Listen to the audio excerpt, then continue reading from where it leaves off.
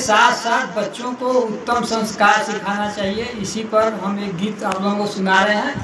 अगर अच्छा लगे तो लाइक सब्सक्राइब कीजिएगा।